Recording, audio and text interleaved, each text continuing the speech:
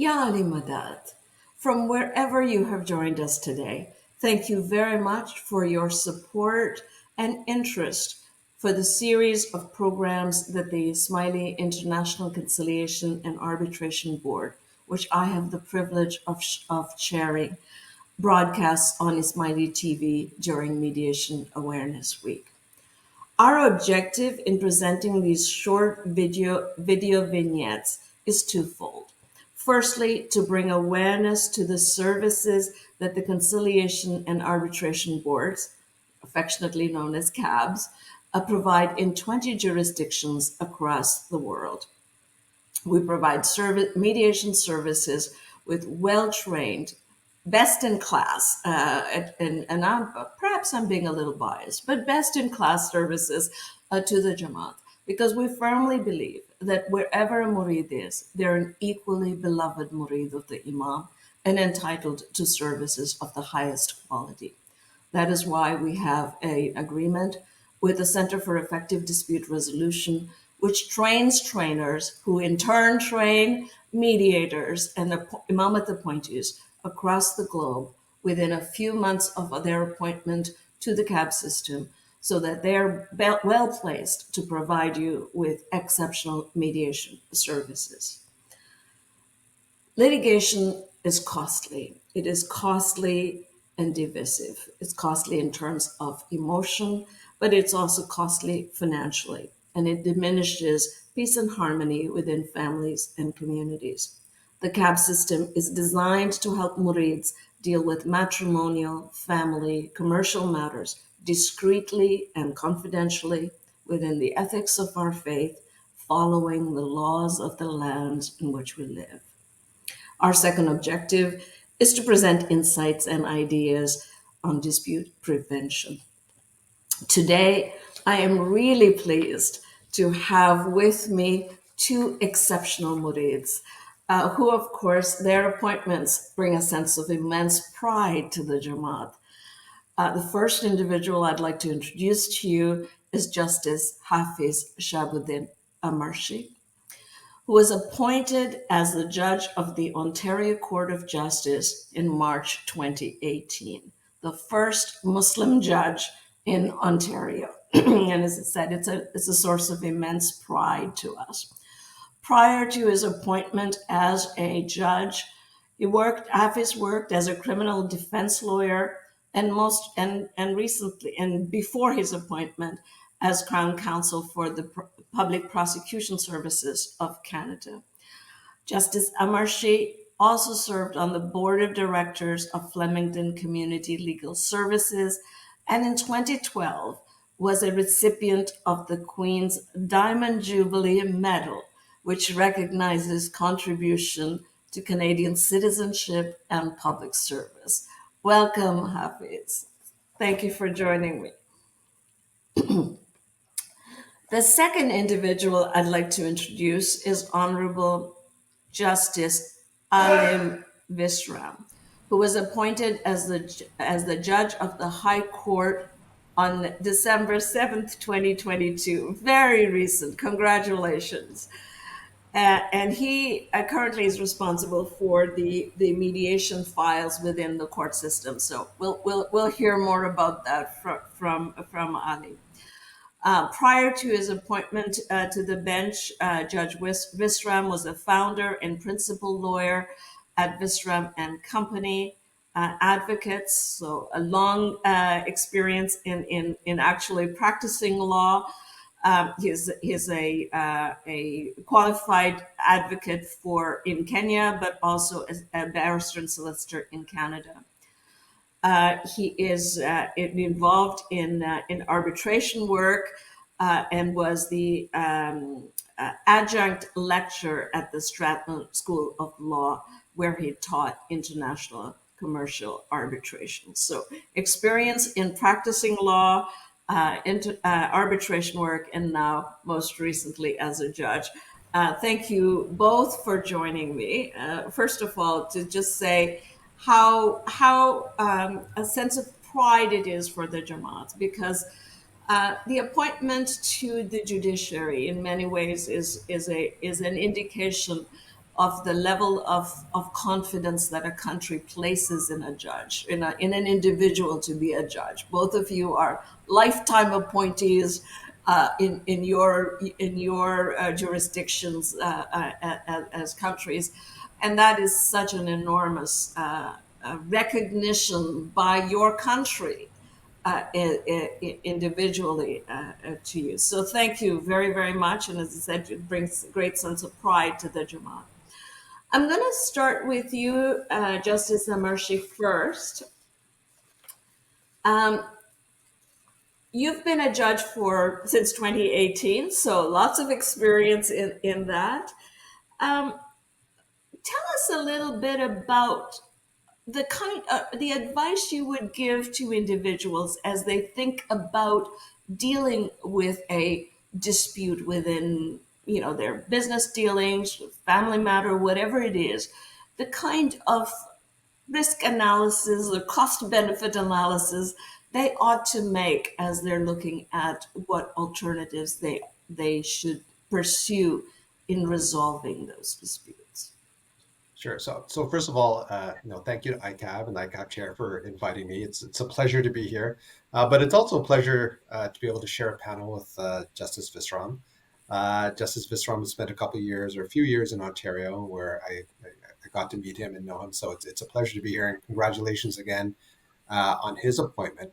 So I can tell you that most of my cases are criminal, so mediation and arbitration don't play a large role, and mediation is best for commercial and is outlined uh, best for commercial and family related disputes. So I can give you a judicial perspective based on over about 5 years that have now been on the bench. And let me sort of outline what I think are two main drawbacks for litigation from my experience. And when I talk about litigation, what I'm really talking about is a trial, right? So where we have, in most cases, two opposing parties, that there is a grievance. Sometimes it's a business, but there's a grievance that ends up in front of a judge. And it's important to note that in the litigation process, it's the judge that makes the final decision. And the parties can obviously advocate for a certain result, but that doesn't necessarily mean that's going to be the end result. And so in the end, you have to live with the result as determined by the judge. So, there's uncertainty in terms of the outcome. But I really want to sort of speak about the cost, and I'm just going to speak about the Canadian context now. So there was a survey, and to be fair, it's a little bit dated, but it's from 2015, and it's from an organization called Canadian Lawyer Magazine.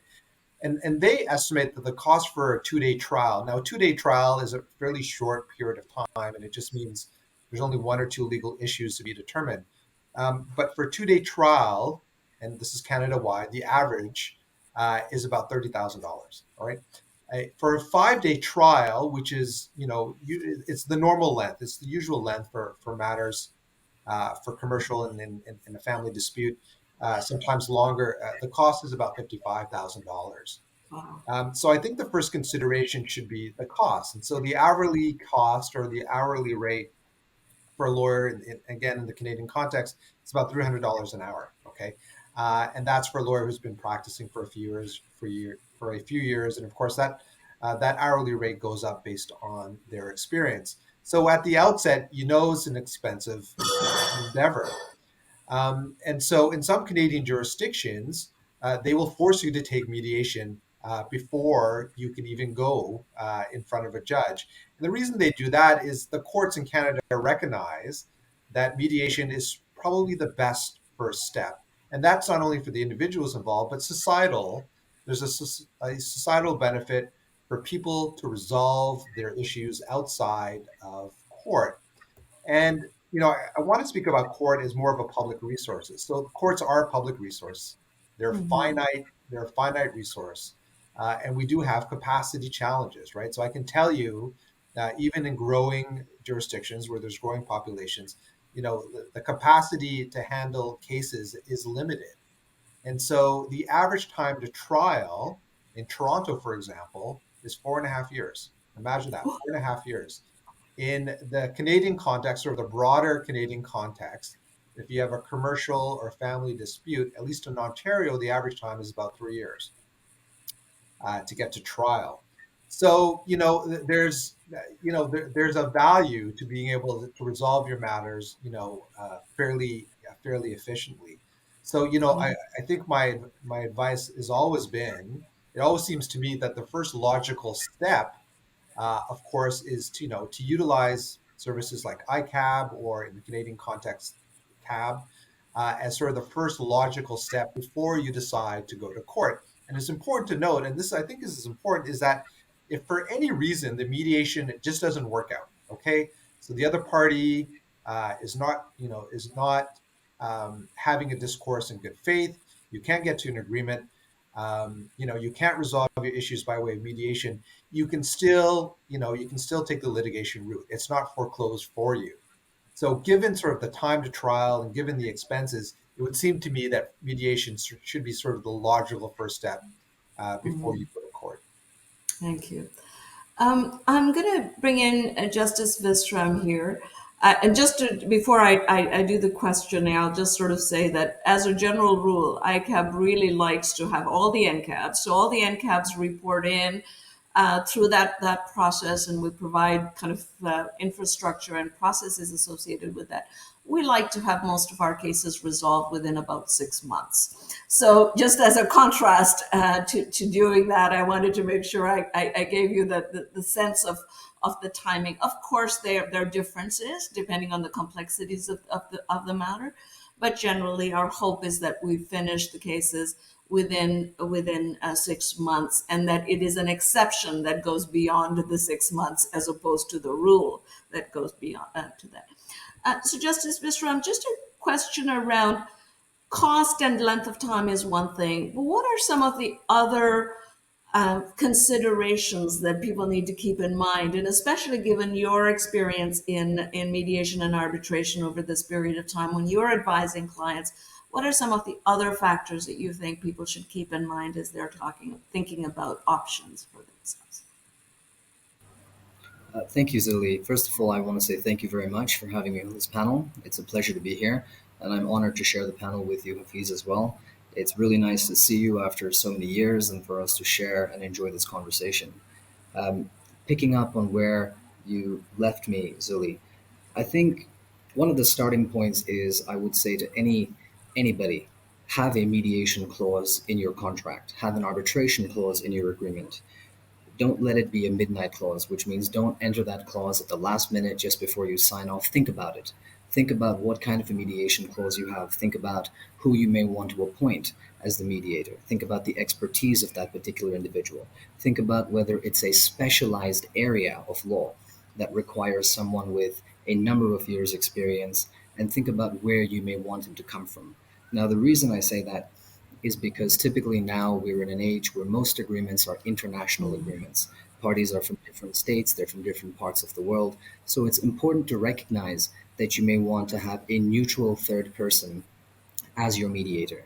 You may also want to impose certain conditions, such as we will try mediation for X amount of time before we give up on it, so that you don't simply have a clause that leaves mediation wide open or open ended. Those kinds of clauses often become the subject matter of dispute resolution later. But picking up where Justice Hafeez left off, time and cost are extremely important. And to give you an idea, in Kenya, the average case will take you more than 8 years. So, whereas he talked about 4 years in Ontario, we're looking at 8 years here. And the reason being is because our backlog in the Kenyan courts is unimaginable. In the commercial division where I sit at present, we have a backlog of about 8,000 cases in Nairobi alone between five judges, which means the docket is so expansive, it's impossible for your case to be determined within 3 years or even 4 years. Unfortunately, the courts are grappling with cases, some of which are now 20 years old. So it could be a lifetime of litigation. And that is something that we don't want the Jamaat to go through. In terms of costs, it's become almost impossible for us to give you an indication of what it will cost you in litigation because your litigation could last a lifetime. And we have Ismaili families who've been embroiled in litigation in the court system, some of them for 20 years plus, with ongoing litigation matters. That is something that I think as a Jamaat we'd want to avoid. Some of the factors that make mediation more appropriate for litigation in Kenya are, first of all, the opportunity to pick someone that the parties respect, to pick someone that might even be a member of the community and can understand their background, and to then explore a tailor made solution to whatever problem they have. The issue that we have in the court is that as judges, we are limited. We are limited by the rules of evidence, we are limited by the pleadings that the parties present, and we are limited by the submissions that the parties make. And often there is no room for exploration of interests. There is only exploration of rights and exactly what the legal rights of the parties are. That means we cannot craft solutions that bandage wounds. We cannot craft solutions that speak to the real problem that the parties may have. We can only address the legal issues based on the evidence. That really does limit us as judges. In Kenya, we have something called court annexed mediation. What court annexed mediation is that every case that is filed in the judiciary is first screened to ensure that the case can go through mediation if it's appropriate. And a deputy registrar, having screened the matter, then certifies the matter as appropriate for mediation and it's allocated to a mediation case track first. Those cases tend to be primarily family related matters, but now increasingly we have some commercial related matters going through mediation. To share a few statistics with you, almost 50% of all mediation matters are concluded successfully, which means fully agreed. The parties agree entirely, and what then happens is a mediation report is produced, it's taken to court, and it is adopted as an order of the court, which means it has the same effect as a judgment of the court. That's a wonderful thing for us to have in Kenya. Another thing that has happened fairly recently in Africa is that mediation awards can actually be enforced across other jurisdictions now as orders of the court if the member state is a member of OHADA. So OHADA recently was created, which is the Organization for Harmonization of African Law, and 17 states are currently members. If you're a member state of OHADA, you can take your mediation um, award or whatever you might want to call it, agreement, settlement, minutes, whatever it is, but you can have it adopted as an order of the court in that country and then enforced in another country in a similar manner or in a similar way to the way arbitration awards were being enforced under the New York Convention. So in short, I think, sorry, and I'll sum up quickly. In short, I think we must take the time to think about mediation and to go through it before accessing the courts for litigation, because there simply are too many limitations in litigation for us to give the parties what they may actually need to bandage the wounds, to allow for a continuing relationship between the parties after that process. Yes, and I think that's the important part is this continued relationship. Because when we talk about Jamati, we're always going to be murids of the Imam. We're always going to be involved in getting to know each other and be part of that. So it's not the same as, you know, you have a lawsuit and you go away and you go your separate ways and you're never going to see each other again. That's not going to hopefully be the reality for many of the cases that come forward for us. And I think that's one of the advantages that it would be important to raise for the Jamaat is that because of the CAB system, you can have a party that is in India and another party that is in Kenya. And we have a forum for having those conversations and a mediation that can actually take place within that whole, you know, the kind of same set of rules, the same set of processes, the same set of expectations of the parties. So we're able to cross borders in a party. And the statistics that you mentioned in Kenya are the same kinds of things that Jamaats in India and Pakistan and all of those places have, which is really a huge backlog in the system in the state system to be able to respond. So we are talking about lifetime of litigation in so many different places along the way. And Justice Hafeez, one of the comments that people sometimes provide us as reasons for not going down the mediation pathway is especially in the sense of family matters, and maybe between the two of you, you can address this as a response, is that it's an indication that they really fought for the child or the family and that somebody else decided rather than individually parties came to a conclusion around that. How has your experience, or what has been your experience with that kind of ceding of authority to an individual? I mean, you've talked about the limitations of the legal processes. But what about that emotional ceding of that authority? Yeah, I mean, let me sort of speak about the human toll on litigation, and especially in family court cases. And I can't emphasize this enough, but there's a value, right? So there's an intrinsic value to being able to put behind you a difficult situation and move on with your lives. And I'm really not sure it's very healthy for the parties involved to have a family court matter or even a commercial matter just drag on for years. I sort of want to speak about sort of uncertain outcomes, right? So, I find as a judge that the litigants before me are unrealistic about what I could do or what a judge can do. And they tend also to have outsized expectations about their own case. And what I mean by that is they tend to overweight the merits of their own case and they tend to underweight the merit of the other case. And what they fail to do, and perhaps this is just human nature, what they fail to do is, take a real hard look at their case and the merits of their case. And in the end, what you do is you're absolutely right, as Uli noted, you see control of the final decision to a judge. And you may advocate for a certain particular position, and you feel like you have a strong case, but in the end, if the matter ends up before a judge, it's the judge that decides, and you may not be happy with that result. You can always appeal that decision, again, but that's a costly endeavor, and it may not result in a change in the decision. And I do want to speak about what happens in court, and this is what I realize sometimes happens. You may feel, and even in a family court context, a very good argument, either for the distribution of assets or in issues related to child custody, and for a number of reasons, your case or your argument falls apart, right? So court is very stressful. You may believe you have a strong witness who ends up testifying in a way that doesn't help your case. The judge may decide that certain documents or certain evidence is not admissible that you thought was going to help your case, and now it's no longer part of your case. And I've seen this many times, certainly as a lawyer, where I thought, I had a really strong case, and for one reason or another, it sort of crumbled.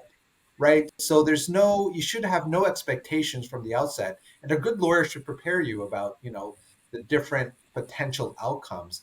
But you shouldn't expect that no matter how strong your case is or how strong you believe your argument is, either, based on a moral argument or a legal argument, that you are going to get the outcome you want. Right. So, there is a value to being able to sort of put these matters behind you, especially in the family law context where it can become emotional. The issues are difficult, and you have limited agency over the outcome when a judge makes. Is there something you'd like to add to this, Justice Visram? Yes, thank you. I just wanna pick up on that word value because there's a specific figure I'd like to share. In Kenya, over the last 5 years, we have managed to release 32 billion back into the economy.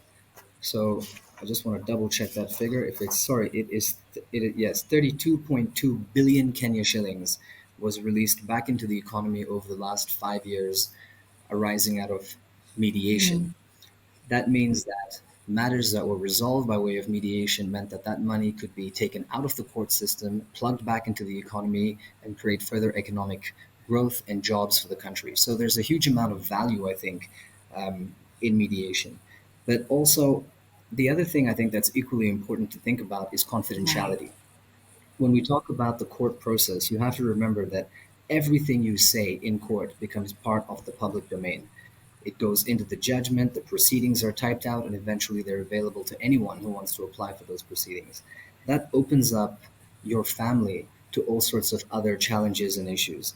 And in Kenya in particular, that means that if you're a family business and you want to keep your matters private and within your family, the last thing you want is the taxman understanding all the issues that you have and getting all that out in the public domain.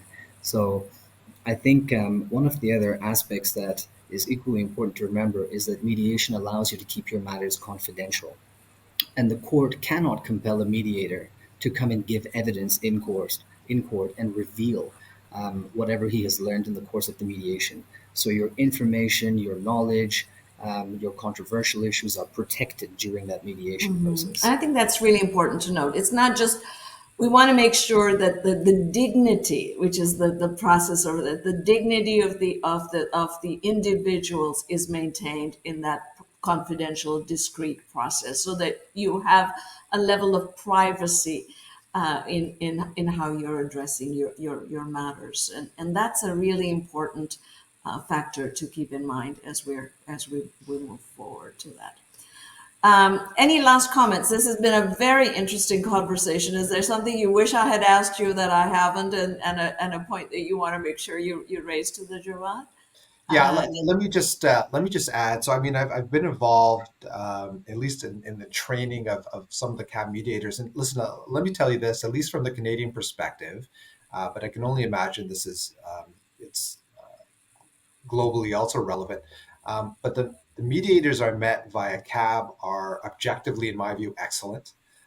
They receive a lot of training, and I really think it's a credit. CAB, certainly in Canada, and I can only imagine ICAB as well. I think it's a service that we have in place for the community that we should be proud of, especially given the level of attention and diligence and training that goes in to these mediators.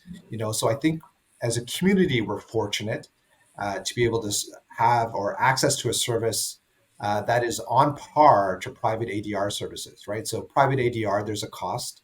Obviously, you have to pay for the mediator, but we have a service available to the Jamaat, which is limited in cost, or some I can only imagine some incidental costs, but it's relatively it's a cost-effective way to deal with your disputes with a professional that is trained and is looking out, obviously, to find a resolution that's best for both parties.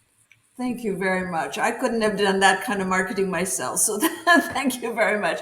And you're absolutely right. We play a lot. We put a lot of emphasis. We have, as ICAB, we're looking at over 800 Imamat appointees across the globe that are trained, and the Canadian ones, and that's exactly how everyone else across the world is trained, and have that kind of competence, so that the Jamaat can be assured that you have access to competent service, and with compassion from a fellow Murid. So that's our objective, and inshallah, we hope that these sessions have been interesting for you, and thank you very, very much for your support. Both of you really appreciated your support in coming onto this program today. Thank you. From wherever you've joined us, as we said, we hope that you found this session interesting. Please note that our prayers are there for your safety, your mushkil asan, immense barakat in your lives. And as I've said to you before, do not let your disputes fester. Sometimes dealing with them early is the best thing you can do for yourself and your family. So do know that we are available for serving you should you need that service. Thank you, and Ya Ali Madad.